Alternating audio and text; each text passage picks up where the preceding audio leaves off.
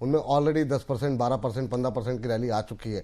लेकिन आज के इस कार्यक्रम में हम दो तीन चीज़ों पे फोकस करने वाले हैं। एक तो ये कि अगर आपके पास है तो कहाँ पर मुनाफा बुक करना चाहिए, कौन से ऐसे शेयर हैं जहां अभी भी करंट लेवल पे भी खरीदारी के मौके बन सकते हैं, कहां से एग्जिट करने का मौका है, और कौन से ऐसे शेयर हैं जहां पे एवरेजिंग भी की जा सकती है। अभी के लिए हमारे साथ वीएलए अंबाला जी जुड़ चुकी हैं।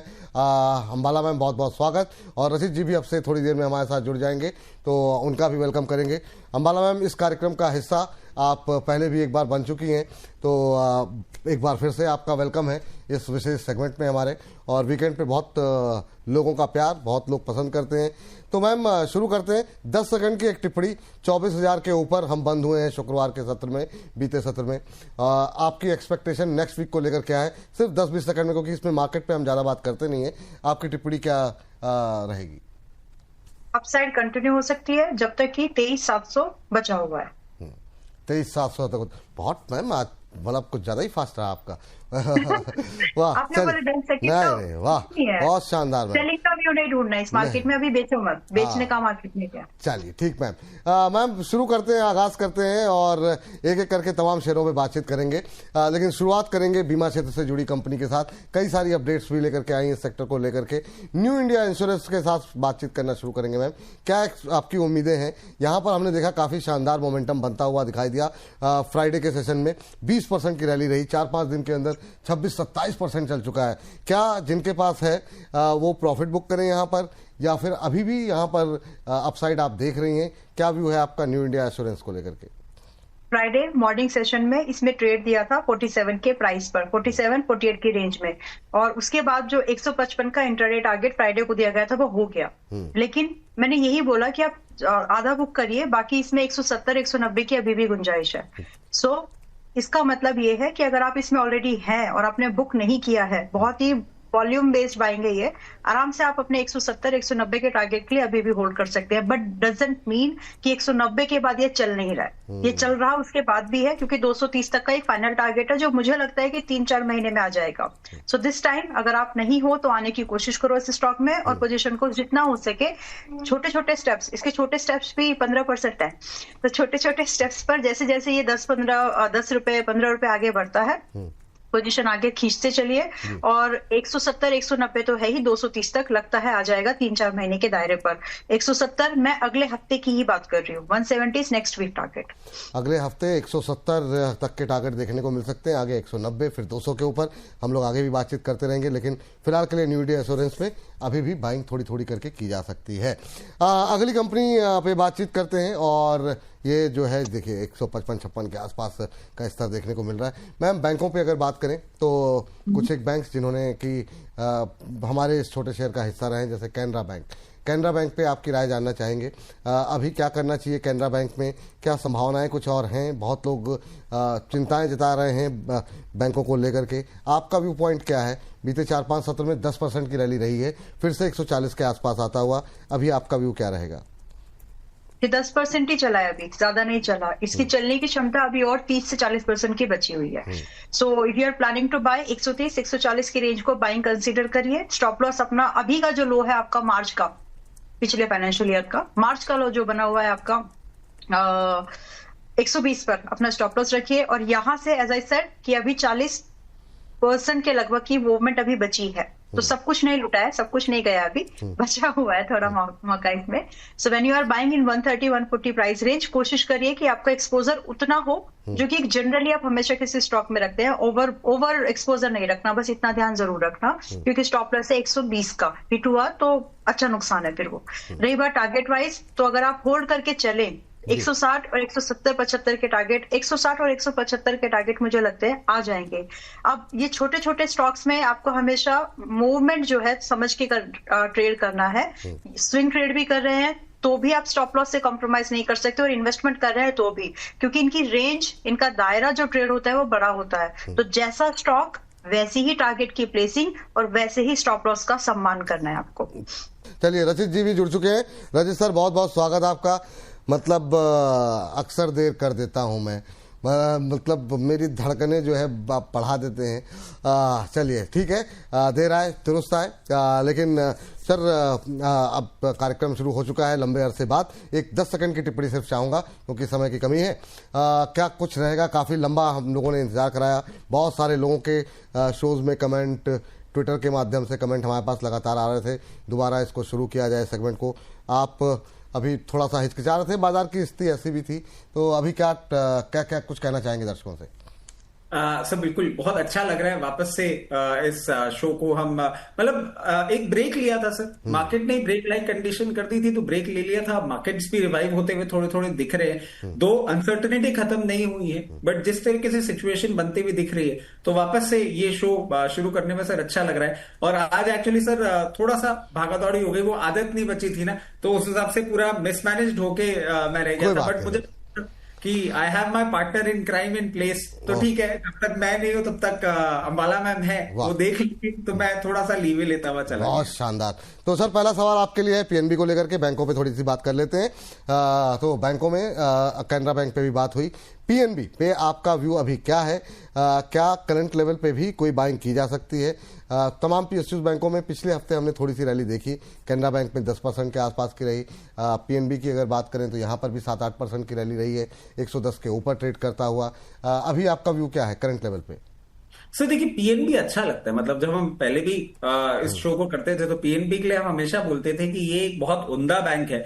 और सर अब ऐसा लग रहा है कि थोड़ा बहुत आपने देखा होगा गवर्नमेंट का वापस से फोकस आता जा रहा है रेलवे में, इंफ्रा में, डिफेंस तो चले ही जा रहा है। बैंकिंग का सर एक मर्जर भी बहुत लॉन्ग ओवरड्यू है। देखिए सिचुएशन ठीक होती है उसके बाद आपको ये भी होता हुआ दिखेगा और उसका भी एक बेनिफिशियरी बनता हुआ दिखेगा। पीएनबी की जहां तक बात है सर, अच्छा लगता है, कभी भी आपको 104 से 100 तक की रेंज में दिखे, बहुत ही उम्दा काउंटर है, जरूर पोजीशन बनाए। जैसे ही ये चलना चालू होगा, और ये चलना चालू होगा प्रिसाइसली 116 रुपए के ऊपर जब ये मेंटेन करेगा तो बहुत कंफर्टेबली आपको सबसे पहले 134 और 134 के बाद 148 के लेवल दिखाने का दमखम रखता है। तो पीएनबी 116 का स्तर पार करे पहले, और उसके बाद जो है यहाँ पर तेजी बढ़ेगी और 134 तक के लक्ष्य जो है वो देखने को मिल सकते हैं। खरीदने के लिए क्या बोला सर आपने? 104 के आसपास खरीदे हैं? हाँ, 104 से 100 रुपए की रेंज में सर खरीद लेना चाहिए। 100, मतलब अभी यहाँ से 10-12 रुपए टूटे उसके बाद अभी नहीं लेना ना? नहीं सर, 10-12, हाँ मतलब अभी 100 के आसपास आपने बोला तो मतलब 7-8। हाँ ठीक, इसको दो ट्राई कर सकते हैं सर। अगर आप इसको as a medium term trading bet ले रहे हैं तो 116 का अगर ब्रेकआउट देता है तो भी खरीद सकते हैं। ठीक, ये बात यहाँ पर पीएनबी पे निकल करके आई है। पीएनबी के बाद जो है अगला बैंक लेकर के आते हैं। पीएनबी के बाद थोड़ा सा बड़ा है 200 की रेंज से, लेकिन फिर भी बैंक ऑफ बड़ौदा पे बात कर लेते हैं। मैम, बैंक ऑफ बड़ौदा, ये कितना दम आपको दिखाई दे रहा है बैंक ऑफ बड़ौदा के अंदर? करंट लेवल पे 276, हालांकि हमारी रेंज से काफ़ी ऊपर है, 6-7% चला है, पर अपने क्षेत्र का दिग्गज बैंक है। क्या व्यू रहेगा आपका बैंक ऑफ बड़ौदा को लेकर के? देखिए, अगर आप एक सीरियस इन्वेस्टमेंट प्लान कर रहे हैं, this is the time, it's really not too late. और बाय द टाइम ये बैंकिंग पूरा सेक्टर जब नए हाइस की तरफ जाएगा, वो अपनी रिकवरी कर रहे होंगे इंडेक्स लेवल पर, और ये कम से कम 31% के लगभग के गेन पर होगा। That's the idea about Bank of India. फिलहाल के लिए 275-76 की रेंज में है। There are two ways to handle this, क्योंकि यहाँ से पहले टारगेट समझ लेते हैं, फिर डाउन साइड क्या हो सकता है उसको डिस्कस करेंगे। तो पहले यहाँ से मुझे लग रहा है टारगेट यहाँ पर 320 से 340 का आराम से है टारगेट। और जब हम आज ये बात कर रहे हैं तो ये 276 पर चल रहा है। Now how to handle this movement? थोड़ी वॉलेटिलिटी जो हो सकती है, ऐसा नहीं बोल रही, जो हो सकती है, तो उसके लिए आपकी प्रोविजनिंग इस तरह से करिए, जो भी आपने एक स्टॉक के लिए, फ्रेश बाइंग के लिए आप जो भी एक्सपोजर आप रखते हैं, उसका एक स्टॉक में जो आप रखते हैं उसका 80% आप इसमें रखो अभी फिलहाल, बाकी को थोड़ा यार बचा के रखिए। 260 पे मिले तो वहां पोजीशन कंप्लीट कर लेना, या फिर दोबारा आपको 290 पे मिले ब्रेकआउट, यानी प्रॉफिट पिरामिडिंग, वहां पर पोजीशन कंप्लीट कर लेना। इन ऑल द केसेस अगर आपको नीचे की तरफ प्राइस आ रहा है तो उस समय आप स्टॉप लॉस अपना 250 का रखिए, क्योंकि टारगेट हम जैसे बता रही हूँ उसके हिसाब से हैंडलिंग कर लीजिएगा। और अगर आपको यहाँ से पहले 290 मिले और इसका मतलब आप प्रॉफिट पिरामिडिंग कर रहे हो, तो उस केस में अपना स्टॉप लॉस 260 का रख लीजिए। और टारगेट दोनों ही केसेस में सेम होंगे जो बात किया है, 320-340 के। और ज्यादा समय नहीं लग रहा है, मतलब ये टारगेट आने के लिए आप ऐसे भी समझ सकते हैं 6 month is more than enough, लगेगा नहीं उतना। ठीक, ये बात बैंक ऑफ बड़ौदा को लेकर के निकल के आ रही है। 320-330 के लक्ष्य देखने को मिल सकते हैं, लेकिन दोनों तरफ डाउन साइड अपसाइड के जो लेवल आपको बताया गया उसका ध्यान रखें। यस बैंक पे आ जाते हैं जरा रशीद सर के पास। यस बैंक पे सर आपका व्यू क्या रहेगा? काफ़ी सारी खबरें रहीं, हम लोगों ने इस पर काफ़ी डिटेल में चर्चा भी की, नहीं चला उस तरीके से, फिर रिकवरी आती हुई दिखाई दे रही है, 19 रुपये के आसपास आ गया है। क्या कोई कोशिश करनी चाहिए? बहुत लोगों की निगाहें रहती हैं ऐसे शेयरों पर जो कि 15-20-30 रुपए की रेंज में रहें।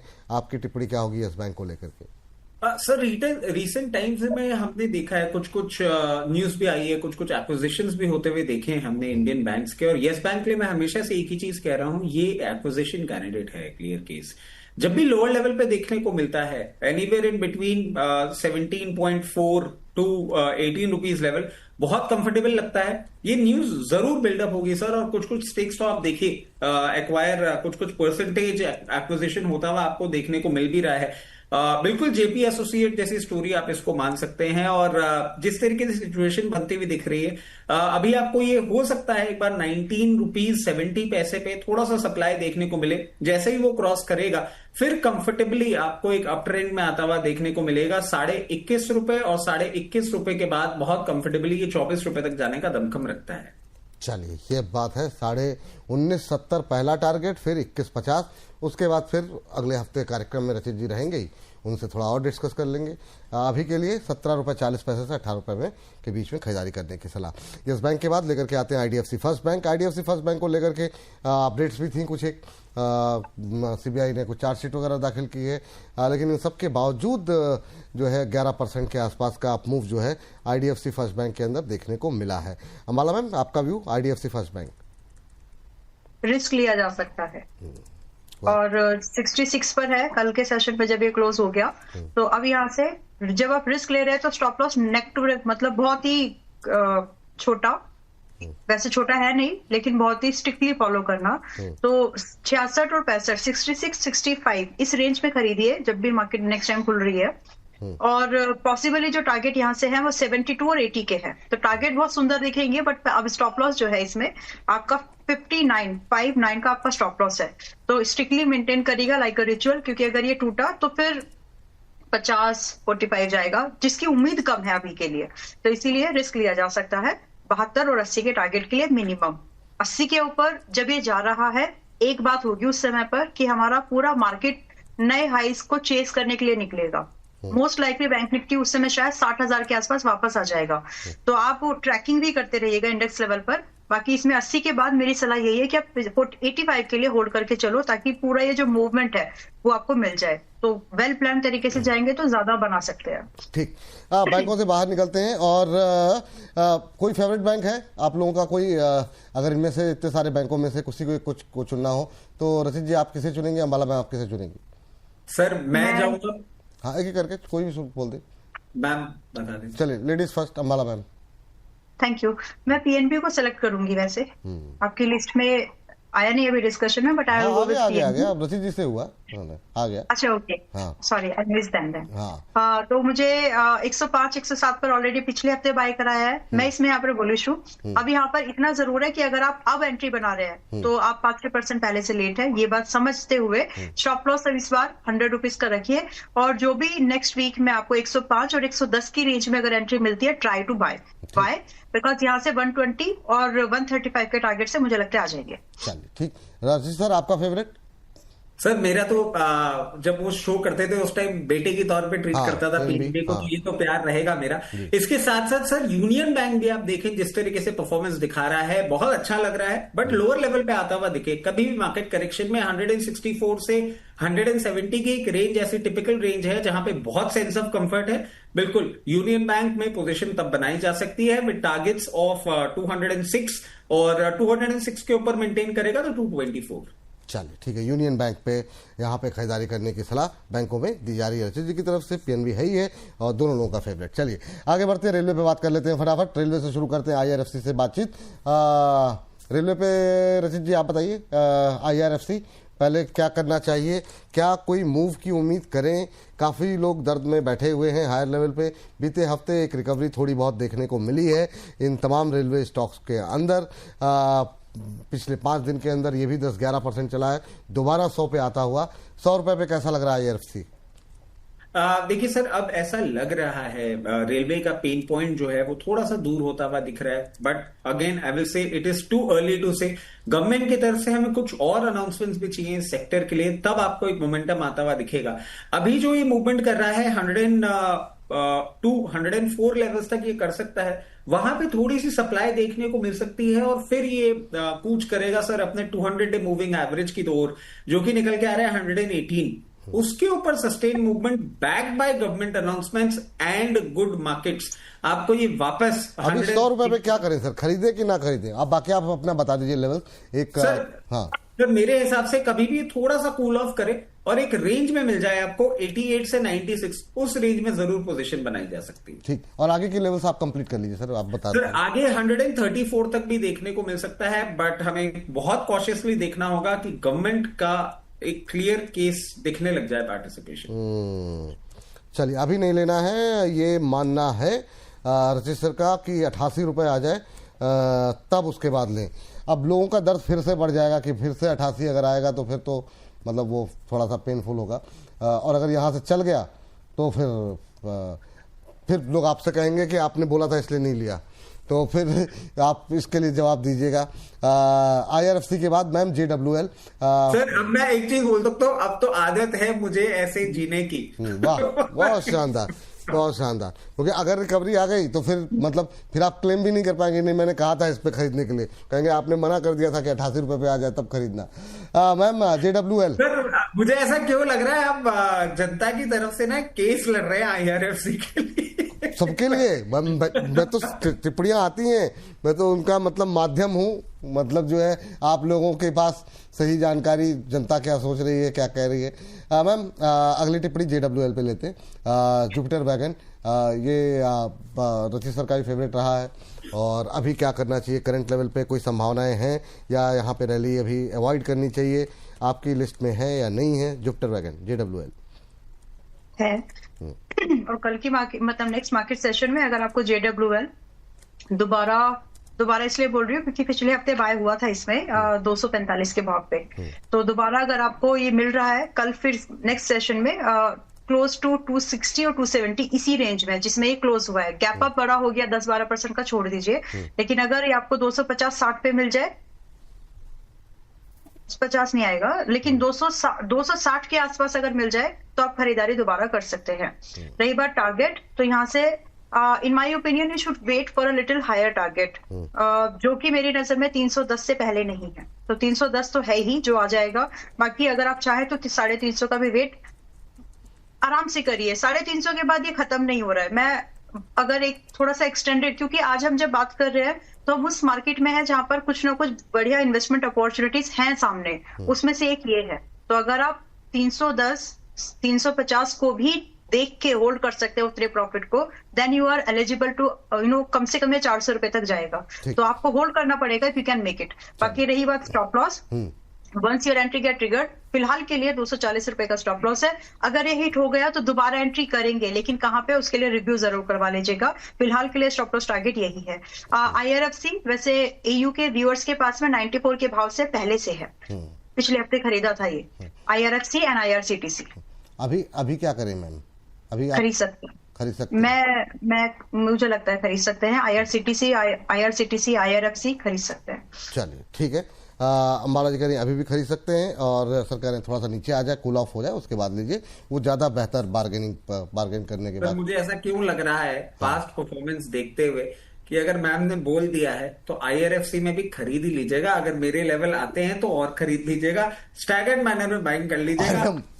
मतलब जिस तरीके से पैरवी करी है, मुझे बिल्कुल मामला लीगल है, जो नई सीजन आया है वैसा फीलिंग आ रही है। और उसके बाद मैम ने भी बोल दिया खरीद सकते हैं, मैं नहीं सर खरीद सकते हैं, I change my view point, मेरे लेवल आते हुए देखने को मिले तो और थोड़ा खरीद लीजिएगा, बट यहाँ भी खरीद ही लीजिए क्योंकि मैं 50% तो ले ले, मतलब ये मतलब अगर पॉजिटिव, अगर व्यू पॉइंट पॉजिटिव, भाई बाजार अगर गिर गया तो ये नीचे जाएगा, भाई पूरा बाजार नीचे जाएगा तो ये भी नीचे जाएगा, तो अगर फंडामेंटल अच्छे हैं नीचे आने पे और खरीद लें, अभी थोड़ा सा खरीद करके रख सकते हैं वो। और सर पिछले 15 दिन का पास परफॉर्मेंस ऐसा रहा है ना कि मैम ने अगर बोल दिया तो वो हो गया, तो अब मैं चांसेस नहीं लूंगा, अब मैं भी भैया खरीद लेना। चलिए सर, आपके लिए सलाह जो है, अब सलाह सॉरी शेयर जो है वो है आरवीएनएल। आरवीएनएल में थोड़ा सा हमारी रेंज के बाहर का है, लेकिन फिर भी चूंकि रेलवे में बात हो रही है और रेलवे में थोड़ा सा रिकवरी आई है और काफ़ी लोग बात कर रहे हैं, काफ़ी लोगों की क्वेरीज हैं, कई सारे सवाल हम ले नहीं पाते हैं। तो आरवीएनएल पे आपका व्यू अभी क्या होगा करंट लेवल पे 275 के आसपास? ये भी 7-8% की एक रिकवरी आई है यहाँ पर एक हफ्ते के अंदर।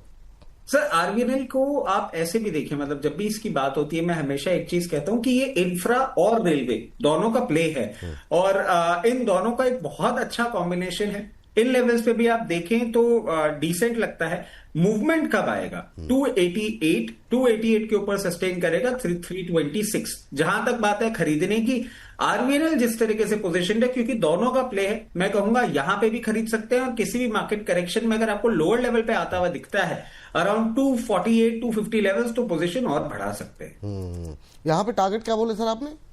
सर सबसे पहले इसको थोड़ा सा सप्लाई देखने को मिल सकता है 288 पे। 288 जैसे ही क्रॉस करेगा 326 बहुत कंफर्टेबली, और 326 के बाद अगर मीडियम टर्म के लिए आप मेंटेन करते हैं तो 365 तक भी जा सकता है। चलिए, पहला टारगेट 288 बताया गया है। बाकी के आगे के टारगेट आप नोट डाउन करते रहिए और आगे बढ़ते रहिए। बाकी आपको साइड में हम बार बार कुछ एक टिप्पणियां जो सर हमारे एक्सपर्ट्स कर रहे हैं वो हम लगातार आपको दिखाई रहे हैं।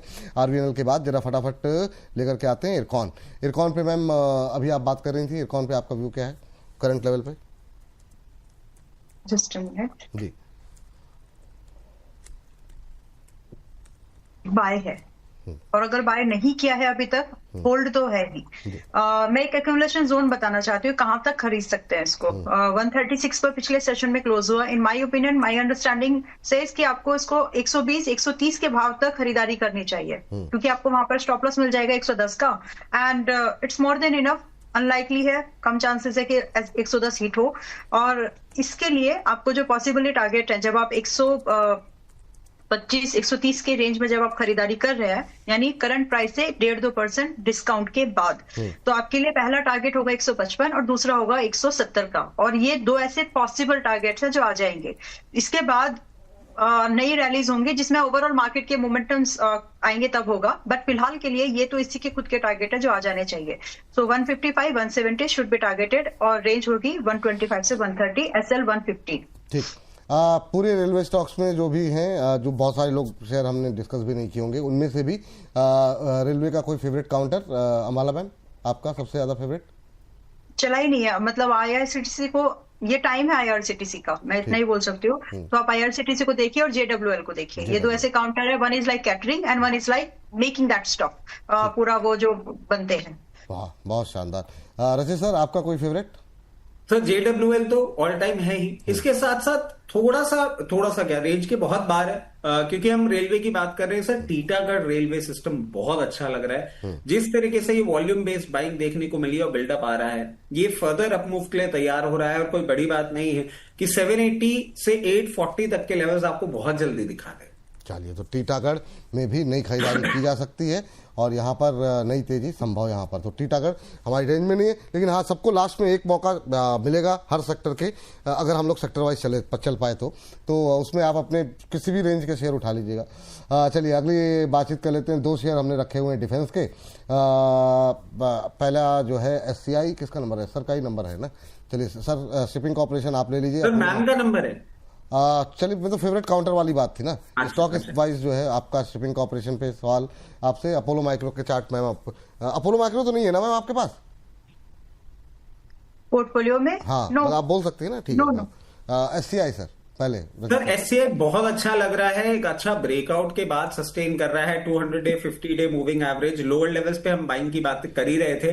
अभी अगर आपने बाइंग नहीं करी है तो 50% बाइंग यहां कर लीजिएगा, 50% बाइंग करिएगा जब कभी भी मार्केट करेक्शन के ट्रैप में आता है और 218 से 224 की रेंज में दिखता है, वहां पे भी आप अपनी बाइंग फर्दर एक्सटेंड कर सकते हैं। जिस तरीके से मोमेंटम दिखा रहा है, हल्का सा 256 लेवल्स पे आपको सप्लाई देखने को मिल सकता है। जैसे ही उस लेवल को ब्रीच करेगा 274 ऑन कार्ड्स।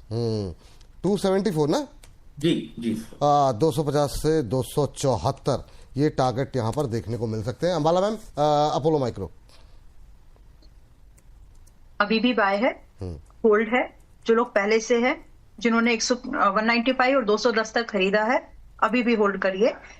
यहाँ से दो टारगेट देखे विपुल जी आ चुके हैं पिछले हफ्ते में ही, 210 का भी और 240 का भी। नाउ वी आर टॉकिंग कि और आगे कितना है, तो उसके लिए इसमें कम से कम अब आप 270 और आगे के लिए 320 का वेट करिए, क्योंकि हाई बीटा काउंटर है, रिस्क ज्यादा है, आई मीन टू से, तो अल्फा भी उसी तरह के, प्रॉफिट भी उसी तरह के जनरेट होते हैं, तो हाई रिस्क वाला काउंटर है लेकिन चल सकता है। और ओवरऑल जो लोग पहले से पोजीशन है, अभी भी मेरी सलाह आपको नहीं है कि आपको प्रॉफिट बुक करना चाहिए। Please do wait for at least 270 and if you can make it up to 320 वो भी ठीक है। रही बात स्टॉप लॉस, खरीदारी के लिए जब आप अगले सेशन में जब आप ढूंढे तो पहले स्टॉप लॉस समझ लें कि आज की डेट में भी स्टॉप लॉस इसका 195 है। ये वो प्राइस है जहां पर हमने अप्रैल में पहली बार इसको खरीदने के लिए रेकमेंड किया था, अप्रैल मंथ में, मतलब 7-8 दिन पहले, व्हाटएवर। अब के लिए जब मार्केट खुल जाए तो कोशिश, जब भी मार्केट खुलती है तो कोशिश करिए कि आपकी बाइंग 225 के आसपास की हो। थोड़ा सा डिस्काउंट अगर आपको मिल जाएगा तो आपका रिस्क रिवॉर्ड फेवरेबल बनेगा, क्योंकि अभी स्टॉप लॉस है बड़ा। और क्या पॉसिबिलिटीज है 225 के आसपास 2-3 रुपए ऊपर नीचे प्लस माइनस मैनेज कर लेना, बट क्या मैनेज पॉसिबल है 225 आना? एक बार पॉसिबल है और वही मौका है आपका इसमें एवरेजिंग या फिर फ्रेश बाय करके आगे के मूव को चेज करने के लिए। डिफेंस में इन दो के अलावा आपका कोई फेवरेट किसी भी प्राइस बैंड में? HAL है, करंट लेवल पे बाय कर सकते हैं। करंट लेवल पर सिर्फ वो जो लोग होल्ड करना चाहते हैं, बिकॉज चलेगा। पहली बात तो ये कि 4200 का मेरा पहला टारगेट है और मैंने 3750 के पास में 3500 पर एंट्री दी है, तो हो सकता है कि, मतलब सारी हमारी वजह से नहीं होती, बट हो सकता है कि लोग यहाँ पर थोड़ा बहुत प्रॉफिट बुकिंग करें, क्योंकि वो टेक्निकल लेवल भी है। तो आप जब खरीद रहे हैं तो आप ऐसे मत इसको शॉर्ट टर्म ट्रेड के तौर पर ना लेके जाएं। आप जब खरीद रहे हैं इसको कल के मार्केट में ऐसे रेंज बना लें कि 4000 से 4200 की रेंज में मिले तो खरीद लेंगे, और कम से कम फिर होल्ड करिए 4500 और 5200 के टारगेट के लिए। रही बात SL, now your SL has been revised up, now 3650 should be the stop loss जब आप 4500 और 5200 को टारगेट कर रहे हैं। चलिए रचित सर, आपका कोई फेवरेट डिफेंस में? अक्सर बात करते रहते हैं लेकिन बहुत लोग पहली बार देख रहे होंगे जी। सर डिफेंस में HAL हुआ करता था, बट HAL में तो मैम ने ऐसी हालत कर दी, बच्चे को जो चॉकलेट पसंद आती थी ना उसको लाल मिर्ची खिला दी। अब HAL बोलने में भी डर लगता है। 4200 4000 सब जगह HAL बोल रहा था, फिर 3100 बोलने लग गया, वापस भाग गया। बट चलिए, jokes apart, in real terms HAL तो अच्छा लगता ही है। उसके साथ साथ सर BHEL आप देखें कि जिस तरीके से लास्ट पूरे वीक मोमेंटम दिया है, मतलब आप देखें सिंगल शॉट 245 से 284 लेवल्स तक का जो मूवमेंट दिया है, कुछ इसमें जरूर डेवलपमेंट ऐसा बड़ा है, अनाउंसमेंट या रिजल्ट्स कुछ ऐसे आते हुए आपको देखने को मिल सकते हैं कि अब ये नए हाई के लिए तैयार हो रहा है। BHEL करंट लेवल्स पे भी अच्छा लग रहा है। किसी मार्केट करेक्शन में थोड़ा सा भी कूल ऑफ अगर होता है 260 लेवल्स 256 लेवल्स तक भी मिलता है तो और खरीदिए। अब ये तैयारी कर रहा है 324 एंड 348 लेवल्स के लिए। लक्ष्य एक बार, टारगेट एक बार फिर से रिपीट कर दिए। 324 348 सर। 324 348 ये टारगेट यहाँ पर देखने को मिल सकते हैं BHEL के अंदर। चलिए ठीक है, ये काम आपने अच्छा किया कि मतलब ऐसा शेयर लिया जो कि हमारी लिस्ट में पहले से मौजूद था, तो एक शेयर कम हो गया, तो उसके लिए अलग से बातचीत नहीं करनी पड़ेगी। चलिए, तो एक शेयर अगला जो है पावर पे जाएं हम, उससे पहले मीशो डिस्कस कर लेते हैं। मैम, मीशो पे बताइए अभी क्या करना चाहिए? मीशो में कोई गुंजाइश है क्या अभी करंट लेवल पे? है, लेकिन जिन लोगों ने उनके साथ विश्वासघात, जस्ट जोकिंग, लेकिन जो लोग पहले से 140-45 के भाव पर बैठे हैं तो उनके लिए प्रॉफिट बुकिंग एरिया है। बट एज यू आस्क्ड कि क्या इसमें और पोटेंशियल है, so you should be happy जो लोग पहले से इसमें बैठे हुए हैं। 170 के बाद भी इसमें और गुंजाइश है। मैंने पहले भी बोला था 170 is the very first target. Candidate ही 190 और 210 का बन रहा है, तो बस अभी भी वो टारगेट इंटैक्टेड है। करना क्या चाहिए? अभी अगर मंडे को खरीद ले लोग, खरीद सकते हैं करंट लेवल पे? ठीक है, हाँ ठीक है। करंट लेवल पे नहीं, let me come to that. 155 से 160 की रेंज में खरीद सकते हैं, क्योंकि स्टॉप लॉस अब 140 का है। तो 155 से 160 के बीच में खरीदें। टारगेट क्या बताया आपने? 170 210। ठीक है, 170 210 के लक्ष्य यहाँ देखने को मिल सकते हैं। और कई बार उंगलियां जो है डगमगा जाती हैं तो इधर उधर हो जाता है मामला। चलिए लिखने में, चलिए तो इसको फिर प्रोड्यूसर साहब ही लिखेंगे। चलिए आगे बढ़ते हैं, हम लोग मीशो से आगे बढ़ते हैं, पावर पे फटाफट आ जाते हैं। पावर पे इरिडा के साथ शुरुआत करना चाहेंगे रचित सर। इरिडा आपकी टिप्पणी क्या रहेगी करंट लेवल पे, इरिडा पे क्या करना चाहिए? रिकवरी आई है लोअर लेवल से इसमें भी, और अब देखिए बीते 4-5 दिन में 10-10.25% की रिकवरी है, 124.25 के आसपास। अगली रुकावट क्या देख रहे हैं? काफ़ी क्वेरीज आ रही हैं इसको लेकर के, बहुत हायर लेवल पे भी लोग हैं, 20 के लेवल पे भी लोग हैं, इस लेवल पे भी लोग हैं, इसमें हर लेवल पे लोग हैं। क्या टिप्पणी रहेगी इरिडा पे? सर एक बिल्डअप आ रहा है इसमें, और जिस तरीके से आप देखें इस वीक इसने सस्टेन किया है 2-3 ट्रेडिंग सेशन ना अपने 250 डे मूविंग एवरेज के ऊपर सस्टेन किया है। अब ये क्लियर केस जो मोमेंटम दिखा रहा है 141 लेवल्स, और 141 के बाद सर एक बहुत बड़ा एक इसमें पॉइंट है जो हम हमेशा बोल रहे थे पिछले 10 महीने करीब से कि 148 लेवल जब तक नहीं तोड़ेगा तब तक ये ट्रेंड चेंज नहीं होगा। 148 को बहुत क्लियरली नोटिस करेगा। जैसे ही 148, अब तो लेवल्स भी याद हैं सर, जैसे ही 148 क्रॉस करेगा 168 एंड 188 की तैयारी करेगा। हो सकता है 2 से 3 क्वार्टर लगे, काउंटर बहुत अच्छा है, अब रखिएगा अपने साथ। चलिए, तो नई खरीदारी कर सकते हैं। 148 पहला टारगेट यहाँ पर दे दिया जा रहा है आपको, वो लेवल अगर क्रॉस करता है फिर एक नई रैली यहाँ पर देखने को मिल सकती है। यही कहा ना सर आपने? बिल्कुल। इरिडा के बाद सुजलॉन आ जाते हैं, हम सबका फेवरेट। और सुजलॉन पे अगर छोटी टिप्पणी रहेगी तो मैं दोनों लोगों से टिप्पणी ले लेता हूं, क्योंकि आप दोनों का फेवरेट रहा है, और अंबाला मैम की रिकमेंडेशन भी रही, रचित जी की भी रिकमेंडेशन रही, और ये क्या मोमेंटम दिखाया, 14% की रैली 5 दिन के अंदर, 14.25% की रैली, तो काफ़ी शानदार मूव रहा है। अंबाला मैम शुरू कीजिए आप, पहले आप। होल्ड है 50 और 60 के टारगेट के लिए, और होल्ड के साथ बाय भी है, हाँ वही बाय भी है, लेकिन बाय के साथ लेकिन है उसमें। अच्छा। क्योंकि जिन लोगों ने 38, 40, 42 इन भाव पे खरीदा है, तो जो स्विंग ट्रेड्स है उसमें हो सकता है कि थोड़ा बहुत आपको प्रॉफिट बुकिंग लोगों की देखने के लिए मिल सकती है, बिकॉज जनरली मार्केट 10-15% के प्रॉफिट को कैटर करने की कोशिश करती है। सो हैविंग सेड दिस, आपकी बाइंग रेंज आपको टुकड़ों में बांट दो अभी इसको, क्योंकि आपको खरीदना तो है, क्योंकि 50 और 60 के टारगेट दिख रहे हैं, तो टुकड़ों में बांट दीजिए।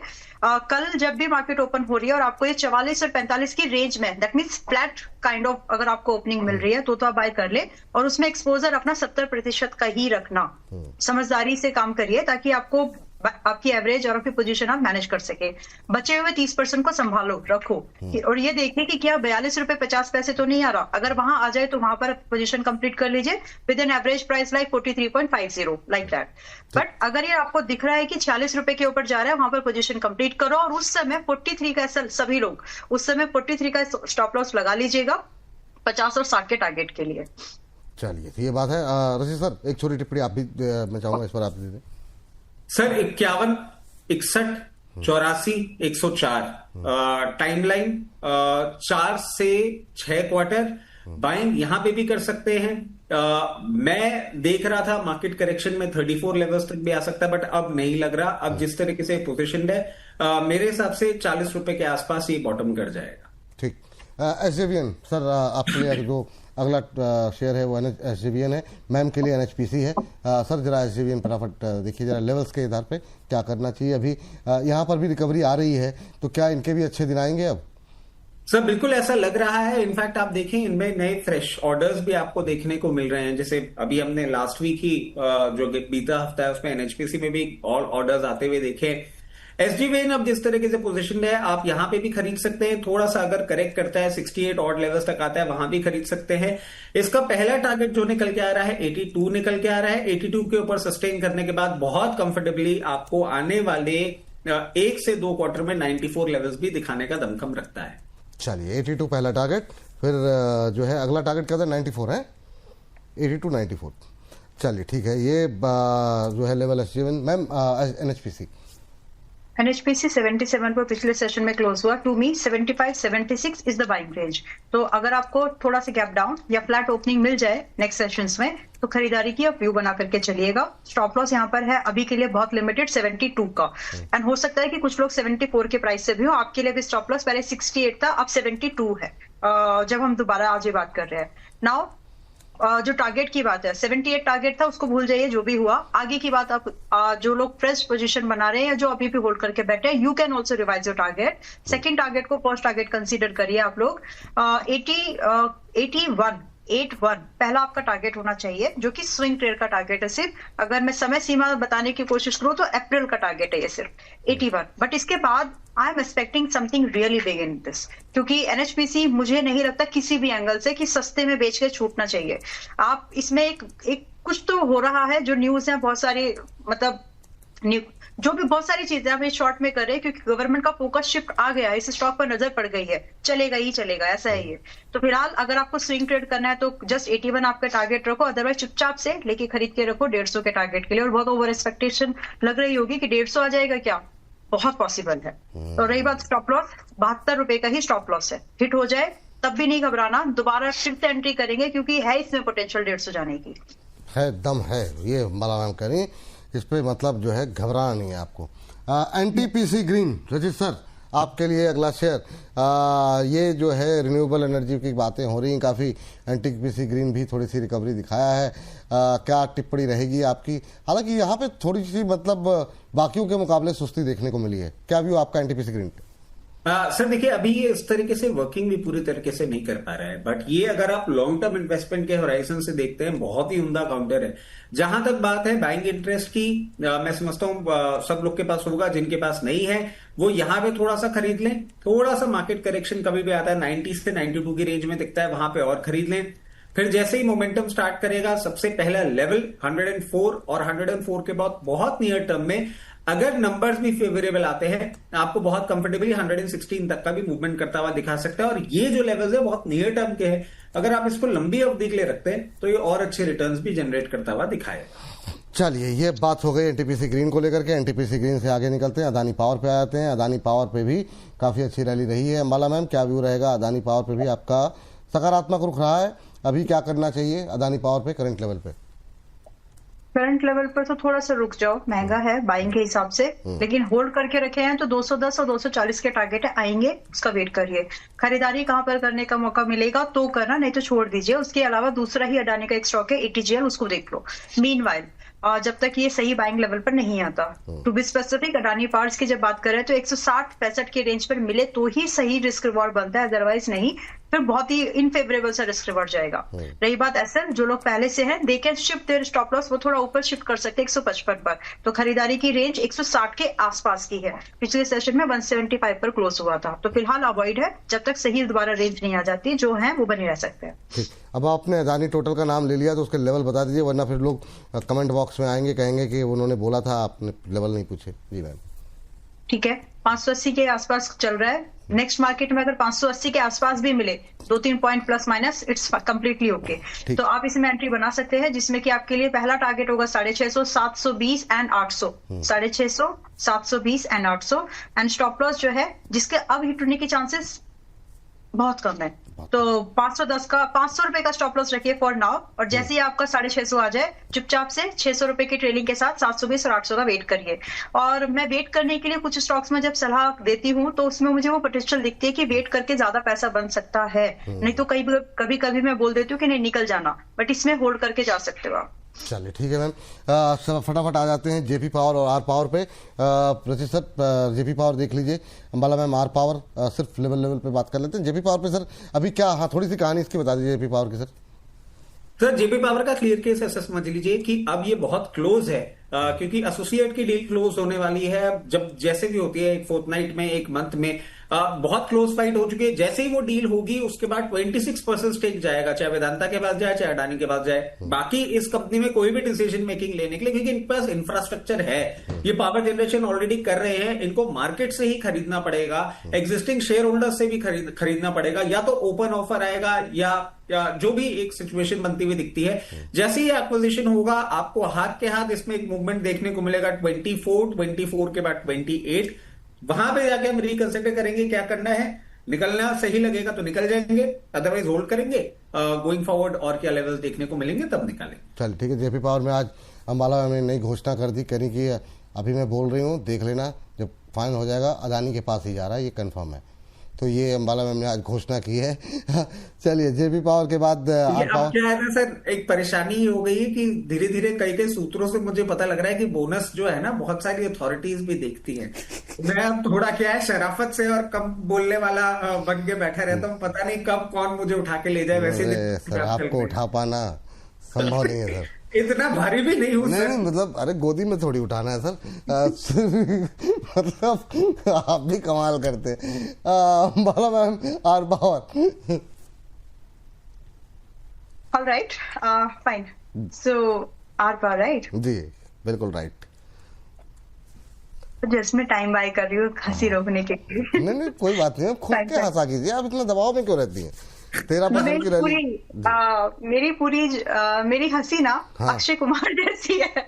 तो मैं जब हंसती हूँ तो मेरे पूरे मसोड़े बाहर वो तो आते हैं। अच्छी तो बात आई है एम ना। Just like laughing like anything. मतलब फिर मुझे अक्षय लगता है कि कुमार ये की ज्यादा हंसी ही तो बड़ी बहुत स्माइल अच्छी है हो गई सर। है। मैम, क्या बात कर दिया आपने। तो मैंने बोला ना अच्छी है।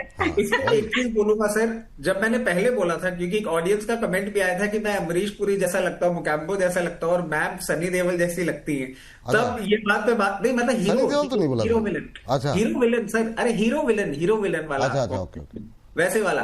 अब खुद मैम मान रही है कि अक्षय कुमार जैसी हस्ती है, तो हीरो वाला रोल तो प्ले कर ही रही है, इसलिए तो वाह। शांति से कोने होकर बैठ जाते हैं। बहुत शानदार। आर पावर पे अब बात कर लेते हैं। पावर में कितना पावर? Yes ma'am. तो देखिए, जो आप पहले से बने हुए हैं